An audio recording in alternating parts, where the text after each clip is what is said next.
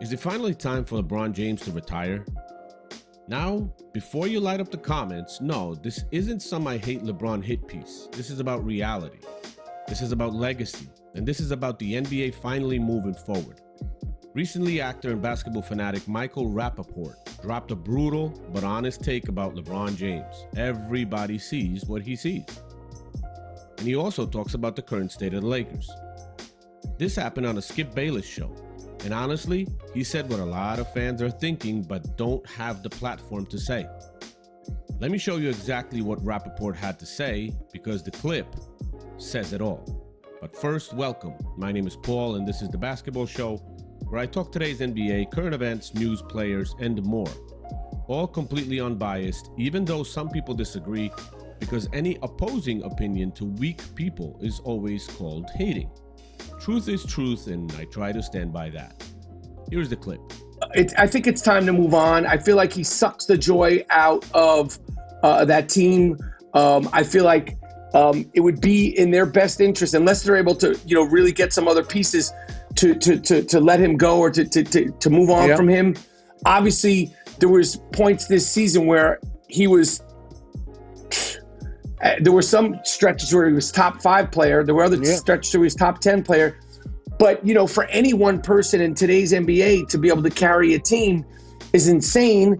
I feel like physically they're different, but they're both very similar. They need the ball in their hand to be most effective. I think Luka definitely needs it more than LeBron needs it at this point in his career. But, I mean, they looked bad in the playoffs. I think JJ's inexperience or hard-headedness got in the way of, what he did. I think some of it was inexperience and some of it was, hard-headedness.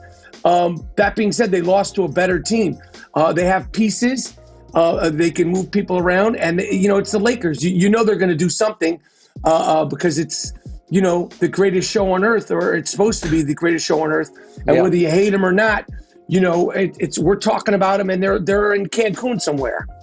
So you think that LeBron made it hard on everybody else to have fun playing basketball because that Laker world revolves around LeBron and his moods and his divaness and all the above? Yeah, I do. I think he's a vibe killer.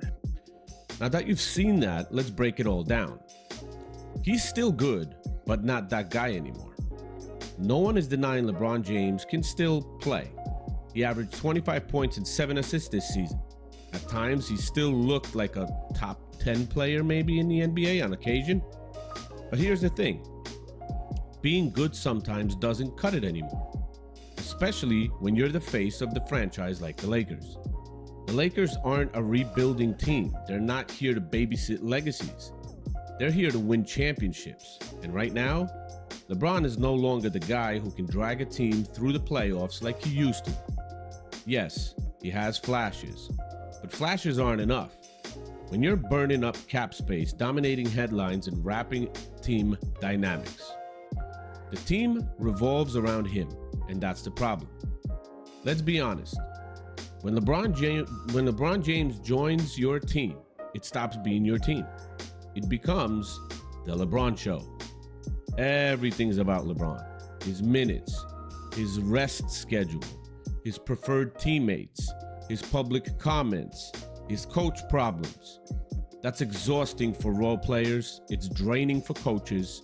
And over time, it becomes hard to build a cohesive team when everything is orbiting around one man's timeline and temperament. As Rappaport put it, LeBron's moods, his divaness, it sucks the fun out of basketball. You felt it this season. Every time the Lakers struggled, you could see it on his face. Frustration, eye rolling, walking off the court early. That energy affects the locker room. It's not inspiring anymore. It's exhausting. This team has to be centered around an in-shape and healthy Luka. And LeBron is only going to slow all this down and maybe even derail it. The NBA is ready to move on. This might be the most important point. The NBA is filled with rising stars. Anthony Edwards, Shai in OKC, Luka Doncic, Jason Tatum, Victor Wembanyama. The league is bursting at the seams with talent at the moment, but the spotlight keeps going back to a 40-year-old vet who isn't the most exciting player anymore. Why? Because the media is addicted to LeBron drama. Will he play with Bronny? Will he retire? Will he go to the Warriors? Will he flop? Will he complain and blame people? It's constant noise, and fans, especially younger ones, are ready to focus on the now, on the future. We don't need one more dramatic decision. We don't need another season of sideline tantrums. We don't need to see LeBron take 35-foot threes with 18 seconds on the clock. We need new faces, new rivalries, new storylines. And that only happens when LeBron James steps aside. Damn, I'm already tired of talking about this dude. And I'm one of the millions of fans waiting for his retirement. The sooner, the better. The Lakers need their identity back. The Lakers used to stand for something. Grit, Kobe. Flash, Magic. Winning 11 finals appearances since 1980. But since LeBron arrived, they've been in LeBron management mode, trading away future talent for short-term win-now pieces, signing his friends, drafting his son, maybe another son if they keep him around. It's been 4 seasons of walking on eggshells, 5 seasons of waiting to see what LeBron wants to do. They won 1 title in the bubble. Since then, first-round exits, missed playoffs, roster chaos. And now they're on the verge of starting another season, waiting on LeBron again. At some point, the Lakers have to get back to being the Lakers. Legacy isn't just about stats, it's about winning and about timing. Look, LeBron's legacy is pretty much set. All-time leading scorer, whether you like it or not. We'll see with time going by if it's legit or not. Because if it's not, stuff will come out. 4-time champion, 20 plus years of playing. But you know what else matters in legacy? How you go out. Right now, LeBron's closing chapter feels messy. Public complaints, teammates calling him out, constant roster changes, stats without substance. Compare that to someone like Tim Duncan, quiet, respected, went out on his terms, with dignity and class. LeBron still has a chance to do that, but the longer he hangs on, the more it turns into what Rappaport said, a vibe killer. It's time for a clean break. If the Lakers want to win, they need a clean slate. If the NBA wants to grow, it needs space for new superstars. If LeBron wants to protect his legacy, he should seriously consider walking away. Retiring now after a 20 or 22-year run, he should just end it. Declare a farewell tour and make it your last year. Damn, to me that's too long, but whatever. If you gotta have one, you gotta have one. Let Bronny shine on his own. Let's see what he can actually do without Daddy pushing the buttons.